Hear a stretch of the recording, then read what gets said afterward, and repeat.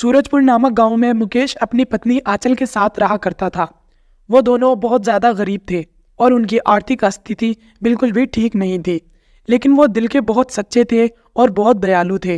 वो कभी भी किसी की मदद करने में नहीं कतराते थे। वो दोनों जानवरों हो या फिर इंसान, हर किसी की वो बहुत ज़्यादा सेवा किया करते थे। उनके घर कोई भी कुछ मांगने आता तो वो उसे खाली हाथ नहीं लौटाते थे। उसी गांव में एक बलराज नाम का आदमी रहा करता था। वो बहुत ज़्यादा पत्थर दिल था और बहुत ज़्यादा गुस्सैल आदमी था। वो भैंसे पाला करता था और वो उन्हीं से ही अपना गुजारा किया करता था। वो बहुत ज़्यादा अमीर था और बहुत ज़्यादा धनवान था। उसके पास कई सारी भैंसें थी। उनमें से एक भैंस बहुत ज़्यादा बूढ़ी हो चुकी थी। अरे ये भैंस तो बहुत ज़्यादा बूढ़ी हो चुकी है, अब दूध तो ये दे नहीं रही है, खाली खा ही खा रही है। अब मैं इसे कब तक खिलाता रहूँगा? इसको मैं ऐसा करता हूँ, कहीं छोड़ आता हूँ जंगल उंगल में, कोई शेर उड़ आएगा, इसका शिकार करके ले जाएगा, बेचारे उसका भी कुछ भला हो जाएगा। इतना सोचकर वो उसे ले जाता है और जंगल में जाकर छोड़ आता है। वो बेचारी बूढ़ी भैंस वहाँ पर भटकने लगती है और बहुत ज़्यादा घबरा रही होती है। तभी जंगल के रास्ते से मुकेश अपने घर वापस लौट रहा था। वो जब उस बूढ़ी भैंस को जंगल में अकेला देखता है तो वो उसके पास जाता है और उसके मालिक को ढूंढने लगता है, लेकिन उसे कोई न मिलने पर वो समझ जाता है कि ये भैंस बूढ़ी हो चुकी है, इसीलिए कोई इसे यहाँ छोड़ गया है। वो उस भैंस को अपने साथ घर ले आता है। आंचल भैंस को देखकर बोलती है, अजी ये किसकी भैंस है और आप इसे यहाँ क्यों ले आए हो? ये तो बहुत ज्यादा कमजोर लग रही है और बहुत ज्यादा बूढ़ी हुई। अरे आंचल, पता नहीं ये किसकी भैंस है। कोई दुष्ट इंसान इसको जंगल में छोड़ आया है, क्योंकि अब ये बूढ़ी हो चुकी है ना, ये अब दूध नहीं दे सकती, शायद इसीलिए वो इसे यहाँ छोड़ गया था। ये बेचारी बूढ़ी भैंस जंगल में कहाँ कहाँ भटकती, कोई ना कोई जंगली जानवर आता और इसका शिकार कर लेता, इसीलिए मैं इसे घर ले आया हूँ। अच्छा जी, आपने ये बहुत अच्छा किया। अब हम इसकी देखभाल करेंगे, जब तक इसकी जितनी भी जिंदगी है हम उसमें इसका पूरा साथ देंगे। उस दिन से वो दोनों उसकी देखभाल में लग जाते हैं। मुकेश घास लाता, आंचल उसे चारा खिलाती और पानी पिलाती। वो उसका बहुत ज़्यादा ध्यान रखते हैं। कुछ ही दिनों में उसकी सेहत काफ़ी ठीक हो चुकी थी। एक दिन उनके पास खाने के लिए कुछ ना था। वो दोनों बहुत ज़्यादा फिक्रमंद बैठे थे। आंचल अपने पति मुकेश से बोलती है, अजी घर में खाने के लिए अन्न का एक दाना तक नहीं है, अब हम क्या करें? आंचल मैं क्या करूं? जितनी भी मजदूरी करके लाया था वो तो सारे पैसे खर्च हो चुके हैं और अब अनाज भी नहीं है। अब जब कल जाऊंगा, कल कोई काम मिलेगा जब ही तो मैं पैसे लाऊंगा, जब ही अनाज आएगा, तो हमें भूखा ही सोना पड़ेगा। अजी दोपहर भी कोई खाना नहीं बना था, इसीलिए मुझे बहुत तेज की भूख लग रही है और बहुत कमजोरी दिख रही है। अगर मैंने अब भी खाना नहीं खाया तो बहुत ज्यादा मुश्किल हो जाएगा मेरे लिए काम करना भी। आंचल जैसे तैसे बस आज की रात काट लो, मैं सुबह को कहीं ना कहीं से जुगाड़ कर लाऊंगा। वो दोनों ये सोचकर भूखे पेट ही सो जाते हैं। मुकेश जब सुबह को उठता है, वो भैंस को चारा देने के लिए जब उसके पास पहुंचता है, उसे एक आवाज आती है, मुकेश, हेलो मुकेश। अरे कौन है? कौन मुझे आवाज लगा रहा है? अरे दिख तो कोई नहीं रहा, फिर ये बोल कौन रहा है? मुकेश, मैं हूँ तुम्हारी भैंस। क्या भैंस? लेकिन भैंस कैसे बोल सकती है? मुकेश, मैं कोई असाधारण भैंस नहीं हूँ, मैं एक जादुई भैंस हूँ और मैं तुम दोनों की सेवा से बहुत ज्यादा प्रसन्न हुई हूँ। इसीलिए अब मैं तुम्हारी सारी गरीबी को दूर कर दूंगी। तुम दिल के बहुत सच्चे और दयालु इंसान हो, इसीलिए अब तुम्हारी सारी गरीबी दूर हो जाएगी। इतना बोलकर वो मुकेश को खूब सारे सोने के सिक्के दे देती है। ये देखकर मुकेश बहुत ज्यादा खुश हो जाता है। फिर वो उन सिक्कों को बेच आता है और वो दोनों पेट भरकर खाना खाते हैं। धीरे धीरे करके वो दोनों बहुत ज्यादा अमीर हो जाते हैं। जब ये बात बलराज को पता चलती है कि मुकेश अचानक से इतना अमीर हो चुका है, तो वो उसके ऊपर नजर रखने लगता है। एक दिन वो भैंस को सोना देते हुए देख लेता है और फिर वो उसे चुराने की सोच लेता है। अरे ये भैंस तो मेरी है, इस पर सिर्फ मेरा ही हक है, मैं इसको अपने साथ ले जाऊंगा।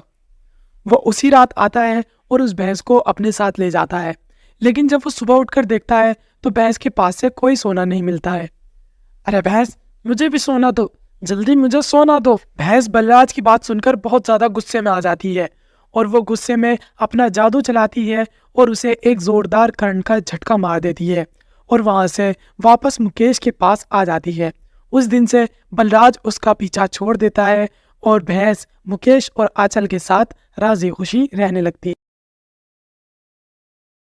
एक गांव में संजना नाम की एक गरीब लड़की रहा करती थी, जो कि बेचारी अनाथ थी। उसका इस दुनिया में कोई भी नहीं था और वह एक टूटी फूटी झोपड़ी में रहा करती थी और लोगों के खेतों में काम करके अपना खाना खर्चा चलाया करती थी। धीरे धीरे मौसम के बदलाव से सर्दियां काफ़ी ज़्यादा बढ़ गई थी। अरे सर्दियाँ तो बहुत ज्यादा बढ़ रही हैं। मुझे सर्दियों से बचने के लिए लकड़ियों का इंतजाम करना होगा। फिर वह बेचारी एक फटे कंबल को ओढ़कर सो जाती है और अगली सुबह लकड़ियाँ ढूंढने के लिए निकल जाती है। काफ़ी देर तक उसे कहीं लकड़ियाँ नहीं मिलती। फिर कुछ दूर जाकर उसे लकड़ियाँ दिखाई देती हैं, तो वह उन लकड़ियों को तोड़ने की बहुत ज़्यादा कोशिश करती है, लेकिन काफ़ी कोशिशों के बाद भी उस बेचारी से लकड़ी नहीं टूट पाती हैं। तो वह उदास होकर अपने घर वापस चली आती है और जैसे ही रात होती है तो उस बेचारी को बहुत ज़्यादा ठंड लगने लगती है। आज तो कहीं भी लकड़ियाँ नहीं मिली। अगर मुझे लकड़ियाँ मिल जाती तो कम से कम इस ठंड से ठिठुरना तो न पड़ता। आग जला के कम से कम आराम से उस पे ताप तो लेती मैं। फिर वह बेचारी उस फटे कंबल को ओढ़कर ही सो जाती है और रात में ज़्यादा ठंड होने के कारण वह ठिठुरने लगती है और तभी उसके गेट पर दस्तक होती है। अरे इस समय गेट पर कौन आ सकता है? लगता है मुझे उठकर देखना ही पड़ेगा। फिर संजना जैसे ही गेट खोलने आती है और वह बाहर आकर देखती है तो वहाँ एक बूढ़ी दादी खड़ी होती है। अरे अम्मा, आप कौन हो? और इतनी रात में इतनी ठंड हो रही है, आप कुछ भी नहीं पहनी हुई हो, आपको ठंड नहीं लग रही? हाँ बेटी, मैं कहीं दूर जा रही थी, मगर रात होने के कारण मुझे कुछ दिखाई नहीं दे रहा और मैं बहुत ज्यादा थक चुकी हूँ और इस ठंड के कारण मैंने कुछ पहना नहीं है। इस वजह से मुझे बहुत ज्यादा ठंड लग रही है। मैं चाहती हूँ बेटी कि आज रात तुम मुझे यहाँ रुकने का मौका दे दो, फिर मैं सुबह ही चली जाऊंगी। फिर संजना सोचती है, इतनी रात हो रही है, अब इतनी रात में ये कहाँ जाएंगे और इनके घर वालों ने इन्हें पता नहीं कैसे भेज दिया। अब मुझे इनकी मदद करनी ही होगी।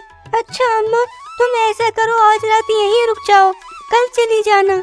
फिर वो उस बुढ़िया को अपने घर के अंदर ले आती है और वह दोनों सो जाती हैं। फिर जैसे ही सुबह होती है और संजना उस बुढ़िया को उठाने के लिए आती है और जैसे ही कंबल हटाकर देखती है तो बुढ़िया वहाँ नहीं होती है। ये देखकर संजना बहुत ही ज़्यादा चौंक जाती है। लगता है वो सुबह ही सुबह उठकर खुद तो खुद चली गई, लेकिन मैंने तो उनसे खाने के लिए भी नहीं पूछा। उन्हें भूख तो बहुत लग रही होगी। भूख तो मुझे भी बहुत तेज लगी है। अगर मैं अनाथ ना होती तो कोई ना कोई मेरे लिए भी खाना लेकर जरूर आता। उसके इतना बोलते ही उसके पास जो फटा हुआ कंबल था जिसमें रात बुढ़िया सोई थी, उसमें से एक चमक निकलती है और खाना बन जाता है। यह देखकर संजना तो बिल्कुल चौंक जाती है और वो बोलती है, ये एकदम से खाना कहाँ से आ गया? यहाँ तो कोई है भी नहीं। पता नहीं, चलो बहुत तेज भूख लग रही है, मैं पहले खाना खा लेती हूँ। फिर वो जैसे ही खाना खाती है और उसके बाद वो बोलती है, अगर मेरे पास लकड़ियाँ होती तो मुझे इस ठंड में ठिठुरना नहीं पड़ता, लेकिन मुझे कल भी लकड़ियाँ नहीं मिली और आज देखो पता नहीं मिलेंगी या नहीं। उसके इतना बोलते ही वहाँ काफ़ी सारी लकड़ियाँ आ जाती हैं।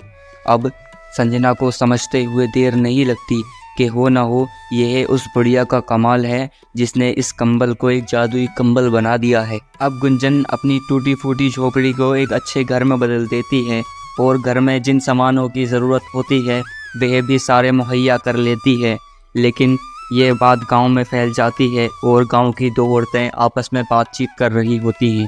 पता नहीं ऐसा कौन सा खजाना हाथ लग गया है इसके, जिसकी वजह से इस गरीब का घर इतना अच्छा हो गया है।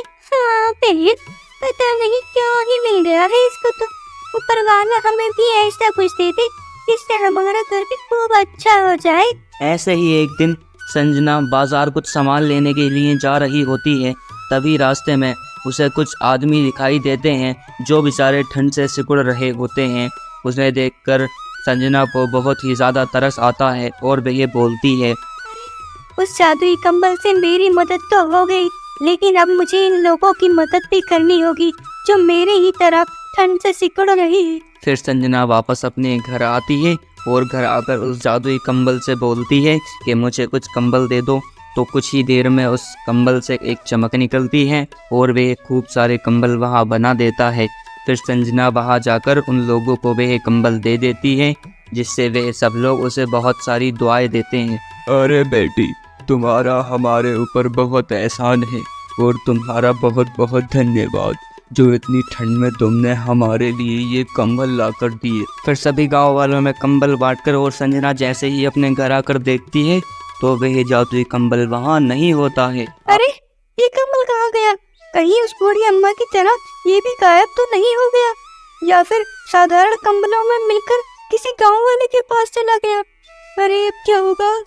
इधर संजना कंबल ना मिलने से परेशान थी और उधर गोमती अपने पति से। मैं ये रूखा सूखा खाना नहीं खाऊंगा, मुझे अच्छा खाना चाहिए। अच्छा, ये रूखा सूखा खाना नहीं खाना तो मत खाओ, लेकिन ऊपर वाला तुम्हें छप्पर फाड़ के भोजन नहीं भेजेगा। मैं तुम्हारा पति हूँ, तुम मुझसे ऐसी उल्टी सीधी बातें नहीं कर सकती। पति वाला कोई काम भी तो किया हो आज तक तुमने? आज तक मुझे एक भी चीज खरीद कर दी है आपने? कभी भी कुछ भी नहीं दिया। अब इसी कंबल से गुजारा करना पड़ रहा है जो हमें गाँव से मिला था। मन तो ये कर रहा है कि अभी तुम्हारे गाल पे 2 चांटे लगाओ, जिससे तुम्हारी सारी अकल ठीक हो जाए। तभी बेचारे उसके पति के हवा में 2 चांटे लग जाते हैं। ये देखकर उसकी पत्नी बोलती है, ये क्या हो गया? लगता है मेरी जुबान बहुत ज्यादा काली हो गई है, इसलिए जो भी बोल रही हूँ सच हो रहा है। लेकिन उसे ये पता नहीं था कि ये जो कुछ भी हो रहा है जादू कंबल के कारण हो रहा है। और वहीं गुंजन गांव के हर एक घर में अपना कंबल ढूंढती है। उस बेचारी को कंबल कहीं नहीं मिलता है। ऐसे ही एक दिन गोमती उस कंबल को सुखा रही होती है और उसके सामने वाले घर में उसकी एक पड़ोसन रहती है जिसके पास बहुत ही अच्छी अच्छी साड़ियाँ होती हैं। वे सोचकर गोमती बोलती है, अगर हमारे पास भी खूब सारे पैसे होते तो मेरा पति मुझे इससे अच्छी अच्छी साड़ियाँ ला के देता, मगर क्या करे, हमारे पास तो पैसे ही नहीं है। जैसे ही वह इतना बोलती है तो उसके पास एक बहुत सुंदर साड़ी आ जाती है। हाँ, ये इतनी अच्छी साड़ी कहाँ से आ गई? आज तो मेरी अच्छी बात भी सही हो गई। ऐसा लगता है कोई जादू हुआ है मेरी जुबान पर। इस सब को वहाँ से गुजर रही संजना सब कुछ देख लेती है और कंबल की चमक को देखकर वह समझ जाती है कि यह वही कंबल है। संजना फिर उस कंबल को वहाँ से लेकर वापस लौट आती है। अच्छा हुआ ये किसी गलत हाथों में नहीं गया और वापस मेरे पास आ गया, नहीं तो कोई पता नहीं इसे क्या क्या कर देता। ये तो अच्छी बात है जो ये वापस मेरे पास आ गया, लेकिन इसे किसी ऐसे हाथों में होना चाहिए जो इसका गलत प्रयोग ना करे। अब संजना को उसका कंबल वापस मिल चुका था, लेकिन रात को उसके यहाँ फिर वही दस्तक होती है और वो बाहर आकर देखती है तो वही बढ़िया थी। वह उससे बोलती है, अरे माँ, आप उस दिन कहाँ गायब हो गई थी? मैंने आपको बहुत ढूंढा और मैंने तो आपको शुक्र तक नहीं कहा था और आप बिना बताए गायब हो गई। अरे बेटी, क्या तुम मुझे एक रात और अपने घर में रुकने दोगी? हाँ अम्मा, क्यों नहीं, जरूर, आप बिल्कुल रुक सकती हो यहाँ पे। अरे बेटी, तुम देखी बहुत अच्छी हो। मैंने सुना है तुमने गांव के गरीब लोगों की बहुत मदद की है। ये काम तुमने अच्छा किया है। चलो अम्मा, अब बाहर बहुत ठंड हो रही है, तुम अंदर चल के सो जाओ। फिर वे दोनों अंदर आकर सो जाती हैं और जब अगली सुबह होती है तो संजना देखती है कि पहले की तरह बुढ़िया वहाँ से गायब होती है, लेकिन इस बार वो कंबल भी नहीं होता है। ये देखकर संजना खुश होती है क्योंकि उसके पास अब ज़रूरत का सारा सामान था जिसकी उसे ज़रूरत थी। सरिता, अरे ओ सरिता, चल बाहर निकल। कितने दिनों से तूने मुझे किराया नहीं दिया है घर का। जल्दी बाहर निकल, या तो आज ही किराया दे, नहीं तो आज ही पूरा घर खाली कर मेरा। मालिक, मुझे बस कुछ दिनों की मोहलत और दे दीजिए, मैं आपके सारे पैसे लौटा दूंगी। बस कुछ दिनों की, मगर हम गरीबों से हमारी छत न छीनिए। इस सर्दी में हम कहाँ जाएंगे? ये तेरा हर बार का ड्रामा है। हर बार कहती है कुछ दिनों की मोहलत दे दे, लेकिन फिर उसके बाद तू पैसे देती ही नहीं है। आज तो मैं घर खाली करा कर ही जाऊंगा। चल जल्दी सामान निकाल बाहर, नहीं तो ऐसी भाग यहाँ से। सरिता एक गरीब औरत थी। उसके पास इतने पैसे नहीं थे कि वो घर का किराया दे सके। उसके ऊपर 3 महीने का किराया चढ़ाव हो चुका था और अब सर्दियों का मौसम हो रहा था। सरिता और उसकी बेटी, उन दोनों के अलावा उनके परिवार में और कोई नहीं था। सरिता ही अपनी बेटी की परवरिश कर रही थी। अब सर्दी के मौसम में वो उसे अपने घर से निकाल देता है। अब सरिता अपनी बच्ची को लेकर रोड पर चलने लगती है। सर्दी से ठिठुरती हुई उसकी बेटी खुशी बोलती है, माँ मुझे बहुत ज़्यादा ठंड लग रही है, हम घर कब पहुँचेंगे माँ? मुझे बहुत ज़्यादा ठंड लग रही है, जल्दी चलो माँ। बेटा तो फिक्र मत कर, हम जल्दी अपने घर पहुँच जाएंगे। सरिता ऐसे ही खुशी को दिलासा देते हुए चलाती रहती है, लेकिन उसके पास कोई और घर ना था जिसमें वो जाके रहने लगे।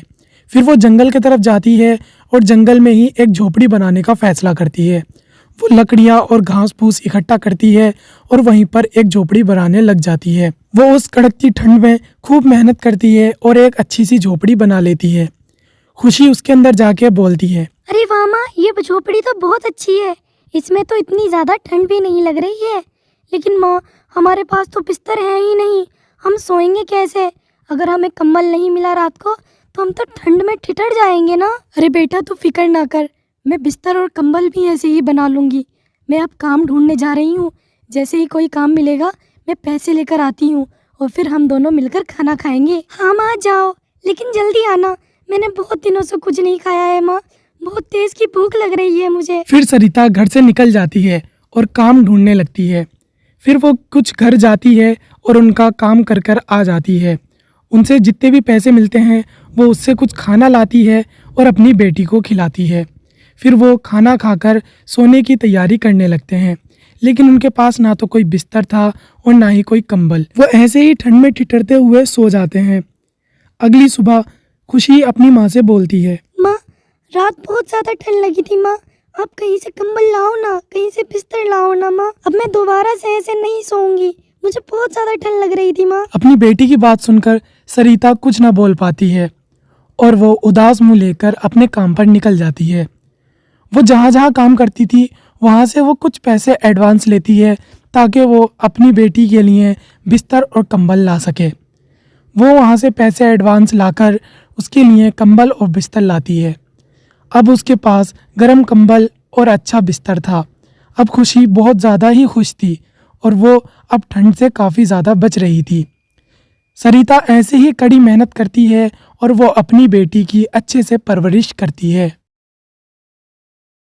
श्रीनगर में रहने वाले आनंद जी के घर में उनका बड़ा बेटा राजेश, उसकी पत्नी रजनी और साथ ही उसकी एक बेटी शीतल भी रहा करती थी। आनंद जी की पत्नी को घर गृहस्थी संभालने का बहुत शौक था, क्योंकि वे पहले से ही हाउसवाइफ थी। उनका परिवार बहुत ही हंसी खुशी रहा करता था। उनके बड़े बेटे की कुछ ही समय पहले शादी हुई थी। कहने को तो वो बेंगलोर में पली बड़ी थी, लेकिन उनका खान पीन साउथ इंडिया के लोगों की तरह था। वे इस शादी से बहुत ही ज़्यादा खुश थी, क्योंकि वे हमेशा से चाहती थी कि मेरी शादी किसी और शहर में हो। मेरी शादी यहाँ श्रीनगर में हो गई है। अरे भाभी लेकिन क्यों?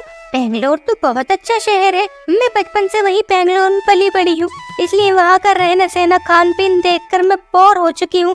कभी पढ़ाई की जरूरत के लिए मुझे बाहर जाना ही नहीं पड़ा, इसीलिए मैं सोचती थी कि मेरी शादी किसी दूर शहर में हो, और वही हुआ, इसलिए मैं बहुत ज्यादा खुश हूँ। अरे बहू ये तो बहुत ही अच्छी बात है, वरना आजकल की लड़के तो अपनी ससुराल से खुश ही नहीं रहती हैं बिल्कुल भी। तुम सही कह रही हो, बिल्कुल। देखो हमारी बहू कितनी खुश है, बस ऐसा ही रहना चाहिए हमेशा।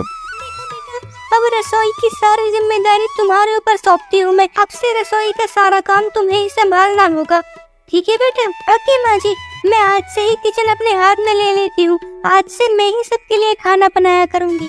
फिर कुछ ही देर में सभी लोग खाने की टेबल पर बैठ जाते हैं और रजनी सबके लिए खाना बनाती है। अरे वाह, आज तो बहू ने खाना बनाया है, खाकर मजा ही आ जाएगा। मैं समझ रहा हूँ पापा, आपके कहने का क्या मतलब है। सही कह रहे हो भैया, भाभी के हाथ का खाना सुनकर पापा आज इतने खुश क्यों है, हम सभी जानते हैं। हाँ बोल तो ऐसे रही जैसे इस बात की खुशी हम सबको ही है, बस तुझे कोई खुशी है ही नहीं। सही कहा मम्मी आपने, मुझे तो ऐसा लग रहा है पापा से ज्यादा खुशी तो शीतल को होगी। अरे क्या बात कर रहे हैं आप सब लोग, मुझे तो कुछ समझ ही नहीं आ रहा है। अरे कुछ नहीं बहू, तुम ज्यादा मत सोचो, खाने का डब्बा खोलो और हम सबको खाना परोसो जल्दी। फिर वो उन सबके आगे खाना परोस देती है और खाना देखकर तो सबके मुंह ही लटक जाते हैं। अरे क्या हुआ, हम सब खाने की तरफ ऐसे क्यों देख रहे हैं? अरे ये क्या रजनी, तुमने खाली दाल रोटी बना दी? हाँ बहू, मुझे तो लगा था कि तुम बेंगलोर से आई हो, वहाँ का कुछ स्पेशल डिश बनाओगी। लेकिन तुमने क्या, तुमने तो खा लिए दाल रोटी बना के दे दी हमको। ये आपने क्या बना दिया भाभी? मैं बड़ी उम्मीद से आपके हाथ में खाना खाने बैठी थी, लेकिन ये खाना मुझे नहीं खाना। ले जाओ इसे वापस। मुझे तो लगा था कि यहाँ के लोग ज्यादातर दाल रोटी खाते हैं, इसीलिए मैंने दाल रोटी बनाई थी। अरे बहू, तुम बेंगलोर से हो, वहाँ सब सुबह शाम दाल चावल खाते हैं और यही रूल हमारे परिवार का भी है।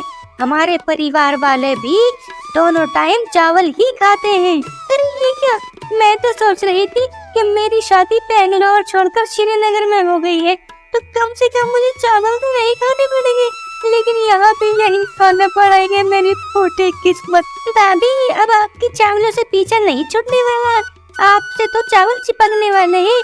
आपको दोनों टाइम अब चावल ही खाने पड़ेंगे। ये सुनकर रजनी के चेहरे का तो रंग उड़ जाता है।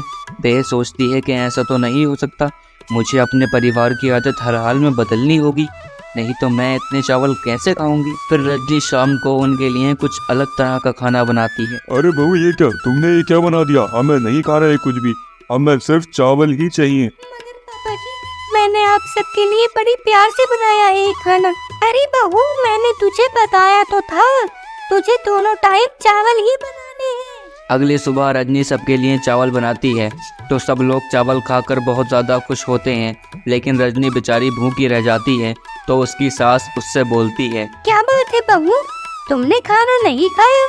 देखो सब लोग कितने खुश हैं चावल खाकर। अरे क्या बताऊं माँ जी, वहाँ बेंगलोर में भी 1 साल चावल खाए जाते थे।